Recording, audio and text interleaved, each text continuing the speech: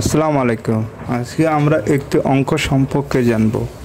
অঙ্কটাতে বলা হয়েছে একটি আয়তাকার ঘরের দৈর্ঘ্য প্রস্থের 3/2 গুণ, এর ক্ষেত্রফল 384 বর্গমিটার হলে পরিসীমা কত?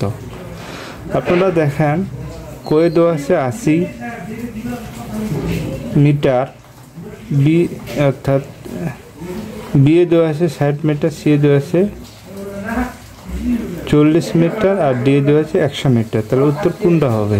তা আপনারা দেখেন সমাধান। মনে করি প্রস্থ 1 মিটার, দৈর্ঘ্য হলো 3/2 x মিটার। ঠিক আছে, তাহলে আপনাদের কি যেহেতু এখানে কি আছে, আপনার ক্ষেত্রফল আছে, তাহলে ক্ষেত্রফল হচ্ছে দৈর্ঘ্য ইন্টু প্রস্থ। তাহলে 3/2 x গুণ করলে x স্কয়ার ইকুয়াল টু 384।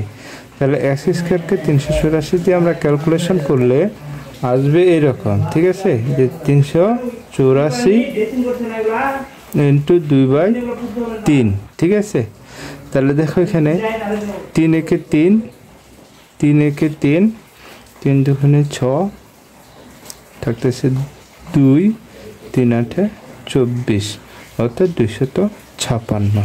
ঠিক আছে, তাহলে x এর মান হচ্ছে, এটাকে আমরা বর্গ করছে। এখন বর্গটা কিভাবে করছে আপনারা দেখেন, যে 256 এখানে আছে আপনার যদি 1 দেয় 1। ঠিক আছে, তাহলে এখানে আছে 1 5 6। ঠিক আছে, তাহলে 1 ডবল 2, তাহলে 2 হলে এখানে নিচে 6, তাহলে এখানে হবে 6 6 6 36, 6 12 12 3 15।